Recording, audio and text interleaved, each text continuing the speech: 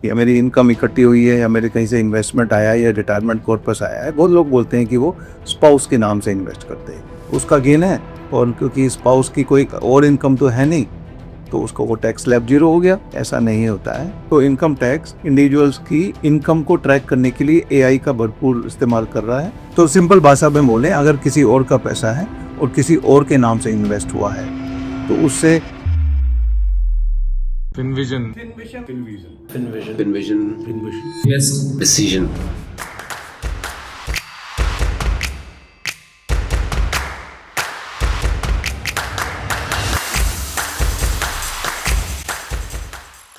जय हिंद दोस्तों, स्वागत है आपका फिनविजन के एक और नई वीडियो में, जहां हम फाइनेंशियल टॉपिक को सिंपल और प्रैक्टिकल तरीके से समझते हैं। आज हम एक ऐसे टॉपिक पर बात करने वाले हैं जिसको बहुत लोग करते हैं पर समझ बहुत ही कम लोग पाते हैं। और वो टॉपिक है, क्या स्पाउस, बच्चे या पेरेंट्स के नाम अगर इन्वेस्टमेंट करें तो टैक्स बेटर तरीके से मैनेज कर सकते हैं। बहुत लोगों को लगता है कि पैसा वाइफ के नाम इन्वेस्ट कर दो, बच्चों के नाम एफडी खोल दो और पेरेंट्स के अकाउंट से इन्वेस्टमेंट कर दो, टैक्स बच जाएगा। लेकिन क्या सच में ऐसा होता है या फिर इसका लॉ कुछ अलग है? आज हम इस टॉपिक को प्रैक्टिकल एग्जाम्पल के थ्रू समझेंगे कर्नल संदीप मेहलवा के साथ, जो कि आर्मी वेटरन भी है और एक फाइनेंशियल एक्सपर्ट भी है।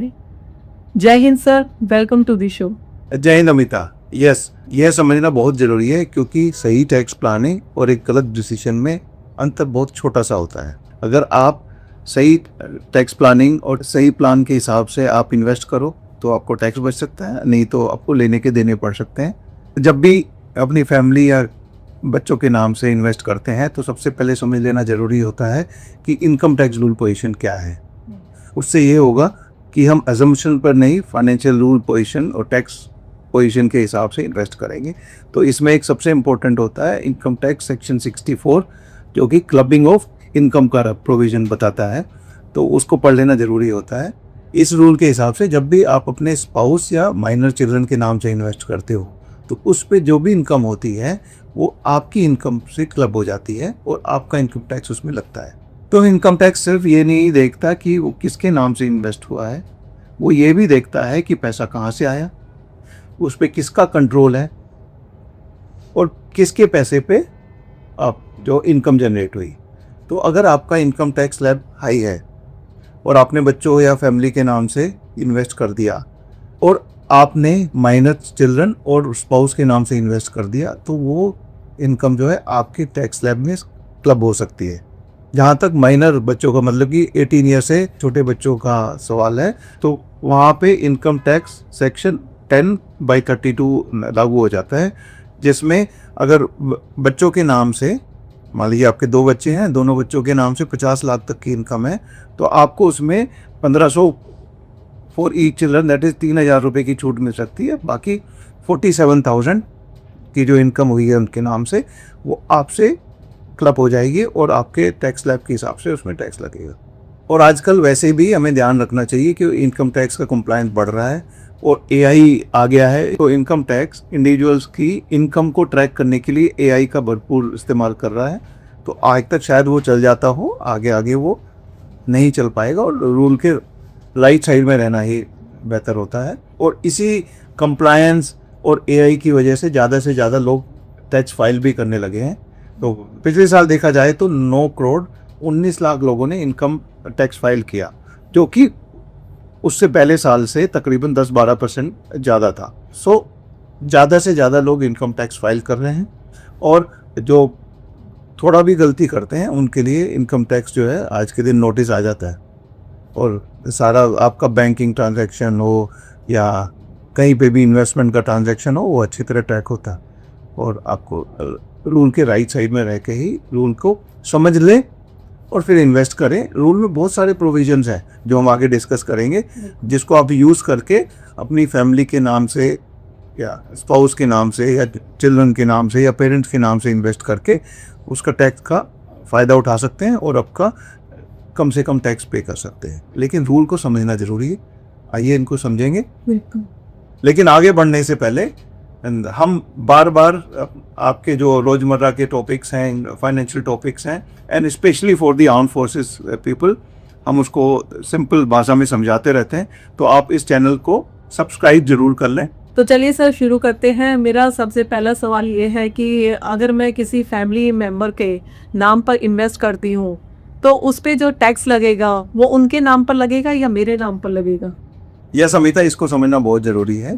देखिए, इनकम टैक्स का सिंपल लॉजिक ये है कि वो केवल ये नहीं देखता कि पैसा किसके नाम से इन्वेस्ट है, वो ये भी देखता है कि पैसे का सोर्स क्या है, वो उसका एक्चुअल पैसे का मालिक कौन है।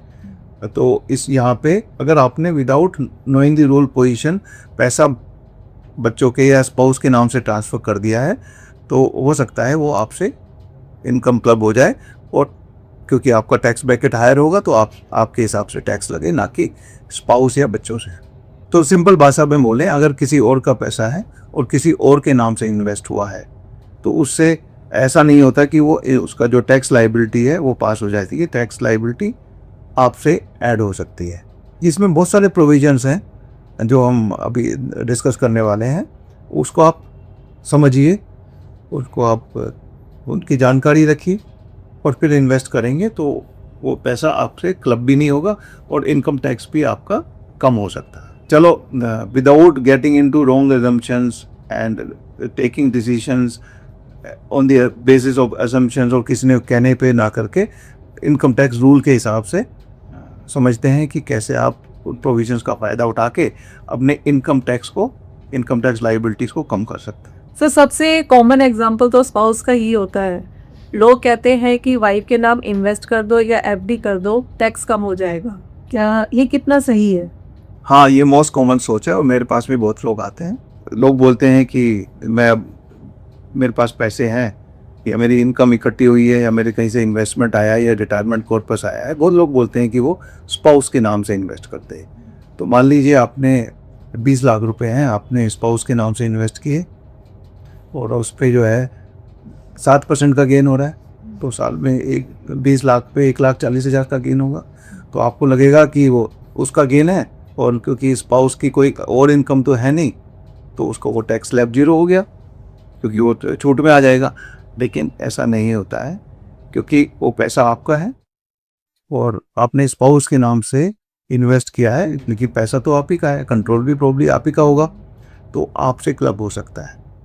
क्योंकि आप generally arm forces officers 30% bracket में आते हैं, तो आपसे क्लब होके उसमें 1,40,000 इंटू 30%, दैट इज तकरीबन 42,000 रुपये टैक्स आपको देना पड़ेगा, ना कि स्पाउस के नाम से इन्वेस्ट करना। तो अच्छी बात है, लेकिन उसमें टैक्स सेव सदा नहीं होता है, वो आपसे क्लब हो सकता है।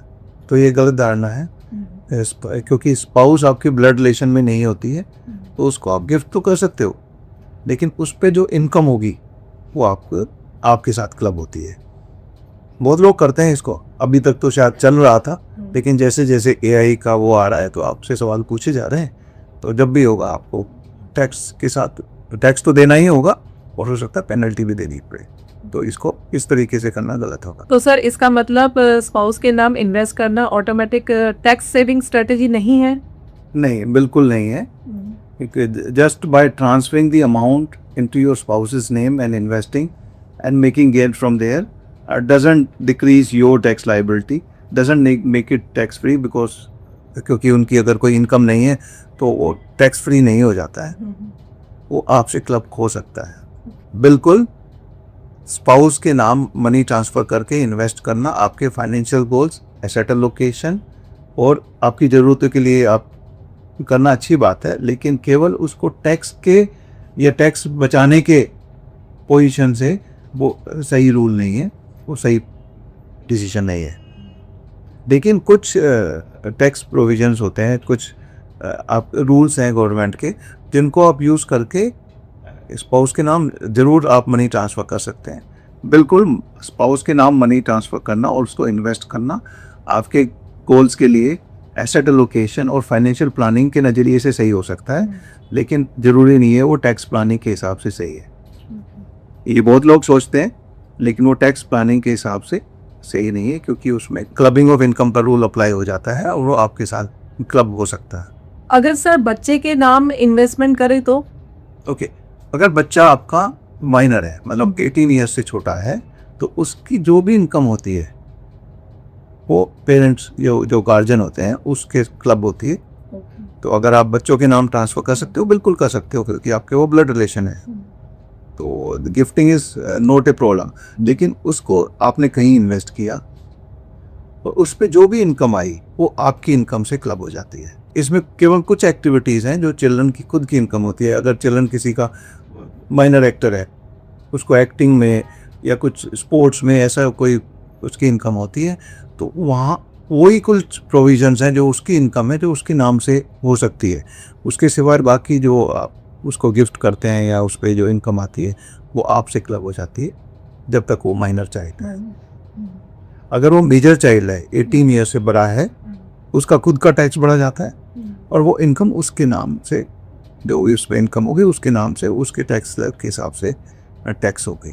तो अगर आप माइनर चिल्ड्रन के नाम से इन्वेस्ट कर रहे हैं तो चिल्ड्रन के जैसे लॉन्ग टर्म गोल्स होते हैं, उन गोल के हिसाब से इन्वेस्ट करिए और अच्छे इंस्ट्रूमेंट में जाइए तो आपका टैक्स बच सकता है।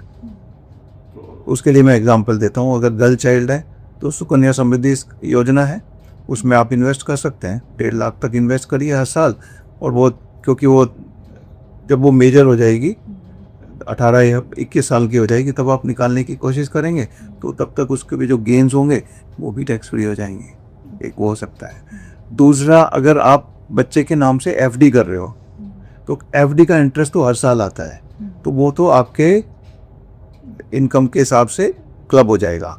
लेकिन अगर हम म्यूचुअल फंड इंस्ट्रूमेंट चूज करते हो, क्योंकि म्यूचुअल फंड का जो गेन्स होता है वो लॉन्ग टर्म कैपिटल गेन होता है और वो हर साल टैक्स नहीं होता है, उसको केवल जब निकाला जाता है तब टैक्स होता है। तो उस केस में आप उसके नाम से म्यूचुअल फंड इन्वेस्ट कर रहे हैं और जब वो मेजर होंगे, जब 18 साल से ऊपर के होंगे तब वो निकालेंगे, तो उस पर उनके हिसाब से टैक्स लगेगा। क्योंकि 18 साल का बच्चा होगा तो आपकी इमीडिएटली तो 18 साल में तो कमाना स्टार्ट नहीं कर देगा, तो आप उसको उस टाइम पे निकाल भी सकते हैं और उसके उनके जो है लोअर टैक्स स्लैब का आप फ़ायदा उठा सकते हैं। तो ये वाले इंस्ट्रूमेंट के नाम से इन्वेस्ट करेंगे तो फ़ायदेमंद हो सकता है। लेकिन सेम म्यूचुअल फंड आपने इन्वेस्ट किया बच्चे के नाम और अगले साल या साल 2 साल में उसको निकाल लिया, तो वो, क्योंकि जब तक बच्चा जो है इंडिपेंडेंट नहीं हुआ है, 18 ईयर से वो नहीं हुआ है, माइनर ही है, तो वो आपके टैक्स गेन्स में शामिल हो जाएगा और आपके हिसाब से टैक्स लगेगा। और यहाँ पे याद रहे कि जो 1.25 लाख का जो टैक्स फ्री अमाउंट है आज के दिन एलटीसी गेन्स में मिलता है, वो आपके नाम से ही मिलेगा। अगर आपने कहीं प्रॉफिट बुक किया हुआ है तो वो भी उसमें क्लब होके हो जाएगा। तो बच्चों के नाम से अगर माइनर चाइल्ड है तो लॉन्ग टर्म वाले इंस्ट्रूमेंट्स हैं, उन पे आप इन्वेस्ट करेंगे तो जो 18 साल के बाद उसको निकालिए। तभी बच्चों के गोल्स भी आते हैं जनरली, जैसे एजुकेशन गोल, ग्रेजुएशन वगैरह तो 18 से बाद ही आती है, तो उसके लिए आप इन्वेस्ट करेंगे तो टैक्स बच सकता है, बट एफडी में नहीं बचेगा।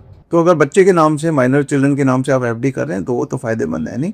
क्योंकि मैं अगर आपको एग्जांपल दूं, अगर आपने 10 लाख रुपए इन्वेस्ट किए बच्चे के नाम, उस पर 8% इंटरेस्ट मिलता है, तो साल में 80,000 का गेन हुआ, तो आपको लगेगा कि वो 80,000 का टैक्स फ्री मिल गया। नहीं, वो 80,000 आपकी इनकम से क्लब हो जाएगा और आपकी इनकम तो क्योंकि तकरीबन 30% ब्रैकेट में होंगे आप, तो 8 या 24, तकरीबन 24-25 हज़ार रुपये आप उसमें टैक्स देंगे। तो 80,000 ना होके वो आपका केवल 55-56,000 का गेन बनेगा। तो एफडी ना करें, long term instrument like Sukanya Samriddhi scheme है, म्यूचुअल फंड्स हैं, उनका आप इस्तेमाल करिए। बच्चों के नाम से भी इन्वेस्ट कर सकते हैं। तो फिर सर कौन से सिचुएशन में फैमिली के नाम इन्वेस्टमेंट करना यूजफुल हो सकता है? यहाँ पर पेरेंट्स का एग्जाम्पल काफ़ी प्रैक्टिकल हो सकता है। अगर आपके पेरेंट्स हैं और उनका कोई अपनी इनकम नहीं है, या उनका इनकम जो है, उनकी पेंशन है बहुत कम है, वो टैक्स स्लैब में 12 लाख से कम है, तो आप अपना अमाउंट उनको ट्रांसफ़र कर सकते हैं क्योंकि आपके ब्लड रिलेशन में है, तो गिफ्टिंग फ्री है और उस पर जो गेन्स होंगे उनके हिसाब से टैक्स होंगे और वो परमानेंट ट्रांसफ़र माना जाएगा। तो मान लीजिए आपके पास 20 लाख रुपए हैं और आपने पेरेंट्स के नाम से ट्रांसफ़र किए, तो 20 लाख रुपए पे साल में 8% इंटरेस्ट मिल रहा है, तो 1,60,000 का इनकम हुआ, जो आपका इंटरेस्ट हुआ 1,60,000 उनके नाम से काउंट होगा, क्योंकि उनको 12 लाख तक की इनकम फ्री है, तो टैक्स 0 हो गया, तो वो वहाँ पे आप टैक्स बचा सकते हैं। तो तो पेरेंट के नाम से ट्रांसफ़र करेंगे तो आपका टैक्स बच सकता है। लेकिन उसमें ध्यान रखा जाए कि पेरेंट्स की और कोई इनकम तो नहीं है। अगर वह पहले से ही उनकी 12 लाख से ज़्यादा की इनकम है, उनको भी टैक्स लगेगा, लेकिन उनके टैक्स स्लैब के हिसाब से लगेगा, ना कि आपके टैक्स स्लैब से। तो आप पेरेंट्स को ट्रांसफ़र कर सकते हो। अगर आपकी मेजर चिल्ड्रन है, 18 साल से ऊपर के बच्चे हैं और उनकी कोई और इनकम नहीं है, तो उनके ऊपर भी सेम रूल है, क्योंकि उनकी कोई और इनकम नहीं है, वो इंडिपेंडेंट टैक्स पेयर हैं और 12 लाख तक की इनकम है नहीं उनकी, तो 12 लाख तक का जो उनके पास गेन आएगा, इंटरेस्ट आएगा, वो टैक्स फ्री हो सकता है। तो ये प्रोविज़न समझ के आप इन्वेस्ट कर सकते हैं।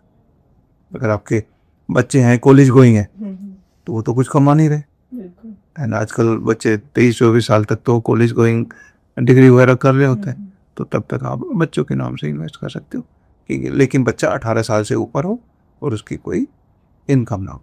सर, अगर पेरेंट के नाम हम इन्वेस्टमेंट करें तो क्या लीगली वो उनके नाम हो जाता है? यस, आपने पैसा जिसके नाम से ट्रांसफ़र कर दिया, पैसा उसी का हो जाता है। तो जैसे पेरेंट्स के नाम से आपने ट्रांसफ़र किया तो उसमें आपका टैक्स तो बच सकता है, लेकिन उसकी ओनरशिप फिर पेरेंट्स की होगी। एंड इवन फॉर चिल्ड्रन, अगर चिल्ड्रन कोई 18 ईयर से बड़ा है, मेजर है, तो इवन उनको भी ट्रांसफ़र किया हुआ पैसा वो उन्हीं का होता है। तो जैसे आप ये फैमिली के प्रोविजंस को इस्तेमाल ज़रूर करें, लेकिन ध्यान रहे पैसे का कंट्रोल उनका रहेगा। और आप कल को कोई डिस्प्यूट होता है, कोई आपको भाई है या आपका सिबलिंग है जो उसको क्लेम करता है, तो आप कुछ नहीं कर पाएंगे, क्योंकि पैसा उनका हो गया हो।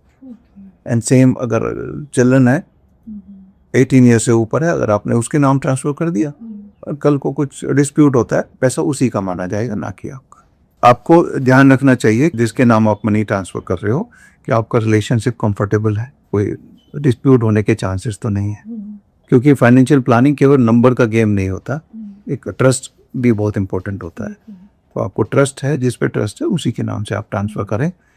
क्यों अननेसेसरली अपना पैसा अपने कंट्रोल से किसी दूसरे के कंट्रोल में देना चाहेंगे? And just for saving the minor tax that you can save. Yes, tax save करिए, टैक्स प्लानिंग करिए, पर वो अननेसेसरली ना हो, पैसा आपके काबू से बाहर ना हो जाए, ध्यान रखना। सर, अक्सर लोग पैसा इजीली ट्रांसफर कर देते हैं फैमिली मेंबर के नाम, तो ऐसे केस में कोई प्रॉपर डॉक्यूमेंटेशन रखना चाहिए? यस, डॉक्यूमेंटेशन बहुत ज़रूरी है। अगर आप पैसा ट्रांसफ़र कर रहे हैं, पहले तो अकाउंट से ट्रांसफ़र करें तो उसका ट्रेल मिल जाएगा।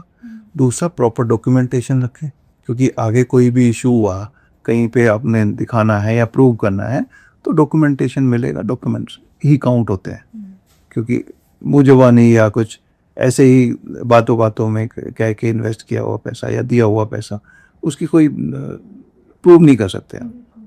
तो ये ट्रेल ज़रूरी होता है। और इसे और अच्छा करने के लिए, जब भी आप किसी को गिफ्ट कर रहे हैं, क्योंकि फैमिली को गिफ्ट ही किया जाता है पैसा जो आप ट्रांसफ़र करते हो, तो बेटर तो ये होगा कि एक 100 रुपये का स्टैम्प पेपर लें, स्टैम्प पेपर पे आप लिखें कि किसको क्या गिफ्ट कर रहे हैं, तो वह रिकॉर्ड में भी रहेगा। और कल को अगर इनकम टैक्स डिपार्टमेंट या कोई भी कोर्ट या कुछ भी केस होता है, तो आप उसको प्रूव भी कर सकते हैं, वो आपको फ़ायदेमंद होगा। ज़रूर करें, लेकिन डॉक्यूमेंटेशन करें, और जहाँ तक हो सके अकाउंट टू अकाउंट। सर, अगर कोई व्यूवर सिंपल वे में समझना चाहता है कि फैमिली के नाम जब हम इन्वेस्टमेंट करते हैं तो वो कब सही है और कब नहीं है, तो उसके लिए उसे क्या याद रखना चाहिए? यस, इसको एक सिंपल तरीके से समझ लीजिए। अगर आप स्पाउस के नाम ट्रांसफ़र कर रहे हैं, तो चांसेस ये हैं कि वो आपसे क्लब हो जाएगा इनकम, क्योंकि वो आपके ब्लड रिलेशन में नहीं आती। तो आप गिफ्ट तो कर सकते हैं, लेकिन इनकम उसके जनरली आपसे क्लब हो सकती है। वन। दूसरा, अगर माइनर चाइल्ड है, माइनर चाइल्ड के नाम आप गिफ्ट करिए, बिल्कुल करिए, लेकिन उनके लॉन्ग टर्म लाइफ गोल्स के लिए इन्वेस्ट करिए, जैसे कि सुकन्या समृद्धि स्कीम हुआ, या कोई ऐसा इन्वेस्टमेंट प्लान देखें जिसमें कि जैसे चाइल्ड प्लान होते हैं या म्यूचुअल फंड होते हैं जो लॉन्ग टर्म के लिए हैं। तो आपका लॉन्ग टर्म गोल भी, रिस्पॉन्सिबिलिटी भी पूरी हो जाएगी, गोल भी पूरा हो जाएगा, और वो टैक्स भी बच जाएगा। और क्योंकि जब वो मेजर होंगे, 18 ईयर्स के बाद होंगे, तब वो निकालेंगे अपनी ग्रेजुएशन के लिए या पोस्ट ग्रेजुएशन के लिए, तो उस टाइम पे उनके हिसाब से वो टैक्स होगा। दो, अभी रही पेरेंट्स की बात, पेरेंट्स को आप ट्रांसफ़र कर सकते हो अगर उनकी इनकम 12 लाख से कम है, और उस पे आप दूसरा फ़ायदा ये उठा सकते हो कि जनरली पेरेंट्स को कि सीनियर सिटीजन होंगे, उनके लिए एफडी रेट्स भी थोड़े ज़्यादा मिल जाते हैं, और even senior citizen saving scheme का भी आप इस्तेमाल कर सकते हो पेरेंट्स के नाम। लेकिन उसमें ध्यान रहे कोई डिस्प्यूट होने के चांसेस तो नहीं है, कोई आपको सिबलिंग या कोई भाई बहन उसको क्लेम करने तो नहीं आ जाएगा। पहले वो पोजीशन चेक कर लें, उसके नाम से इन्वेस्ट करें। तीसरा है, अगर आपके स्पाउस है, आप स्पाउस को नॉर्मली पैसे ट्रांसफ़र नहीं कर सकते, लेकिन उसको अगर कोई स्पाउस की कोई स्किल्स हैं, आपका कुछ आपके घर में या आपके काम में वो कुछ अपनी स्किल्स को इस्तेमाल करके वो पैसा आपसे लेती है, तो वो स्पाउस के नाम से भी इन्वेस्ट कर सकते हो और उसका पैसा कहलाएगा। मान लीजिए आपका कोई बिजनेस है, और बिजनेस में जो आपकी स्पाउस है एमबीए है, वो भी तो उसमें एम्प्लॉय हो सकती है, ठीक है। तो अगर उसको आप ऐसे सैलरी दे रहे हो, या आपका घर में काम है, आपका बिजनेस है, मान लीजिए बेकरी का बिजनेस है, तो बेकरी में तो वाइफ भी तो काम कर सकती है अगर उसका बेकरी का क्वालिफिकेशन है, तो आपको उसको सैलरी दे रहे हो तो उन केसेस में आप उसको ट्रांसफ़र कर सकते हो और उसको ऐसे वो उसकी इनकम मानी जाएगी। तो ये कुछ रूल्स हैं। और जब भी आप पैसा दो, एक तो राइट तरीके से दो, जब भी चेक से दो या ऑनलाइन ट्रांसफ़र करो, अकाउंट से अकाउंट ट्रांसफ़र करो, उसको उसका प्रॉपर रिकॉर्ड रखो। जब भी किसी को गिफ्ट दे रहे हो, पेरेंट्स को दे रहे हो या बच्चों को दे रहे हो या किसी और को भी दे रहे हो, तो उसका प्रॉपर डॉक्यूमेंटेशन रखें। हो सके तो एक स्टैम्प पेपर लेके रखें, स्टैम्प पेपर पे एग्जीक्यूट करें, तो कल को उसका ट्रेल चेक करना होगा, इनकम टैक्स में प्रूव करना होगा, या हो सकता है कोई कोर्ट में इशू हो गया, कोर्ट ने वो मांगे तो आप प्रूव कर सकते हो। तो ये सारे चीज़ों को ध्यान रख के इन्वेस्ट करें। बच्चों के नाम इन्वेस्ट करना, पेरेंट्स के नाम से इन्वेस्ट करना, और इवन स्पाउस के नाम से इन्वेस्ट करना एक अच्छा तरीका है in case you are investing for your life goals, in case you are doing it for asset allocation as part of financial planning. करना चाहिए, लेकिन टैक्स प्रोविजंस पढ़कर समझकर तब करें, तो उसमें आपको इनकम टैक्स का भी बेनिफिट मिल सकता है। एसम्पशंस पर ना जाएं, रूल पोजीशन के हिसाब से राइट तरीके से जाएं तो हो सकता है। तो दोस्तों, आज की डिस्कशन में आपको समझ में आ गया होगा कि फैमिली मेंबर के नाम पर इन्वेस्ट करना गलत नहीं है, लेकिन हर सिचुएशन में उसका रिजल्ट सेम नहीं होता। कभी स्पाउस के केस में रूल अलग होता है और माइनर चाइल्ड का जो इन्वेस्टमेंट किया है वो वापस पेरेंट को ही मिलता है, और पेरेंट के केस में प्लानिंग थोड़ी बेटर काम कर सकती है। तो स्टेप लेने से पहले हमें ये जानना जरूरी होता है कि पैसा किसके नाम जा रहा है और उसका टैक्स रूल क्या होता है। बिल्कुल अमिता, फाइनेंशियल डिसीजंस में जल्दी करने से ज़्यादा इम्पोर्टेंट होता है कि आप टैक्स रूल पोजीशन समझकर डिसीजन लें, वो बेटर होता है। क्योंकि एक बार लिया हुआ डिसीजन अगर आपने जल्दी में या एजम्पशंस पे लिया है, वो बाद में गलत हो सकता है। तो बहुत सारे प्रोविजंस हैं जहाँ पे आप टैक्स कम कर सकते हो और अपनी फैमिली के नाम से इन्वेस्ट करके ही कर सकते हो, लेकिन रूल पोजीशन पहले जान लें और उसका एक प्रॉपर रिकॉर्ड रखें और तब इन्वेस्ट करें, तब भी उसका फ़ायदा उठा सकते हैं। क्योंकि आज का छोटी सी भूल वो बाद में आपको महंगी पड़ सकती है। तो दोस्तों, अगर आपको हमारी ये वीडियो पसंद आई हो तो लाइक, शेयर और सब्सक्राइब करना ना भूलें। अगर इसके रिगार्डिंग कोई भी आपकी क्वेरी है तो नीचे आप हमें कमेंट सेक्शन में लिख के भेज सकते हैं और उसका जवाब हम जरूर करेंगे। Till then, take care. जय हिंद।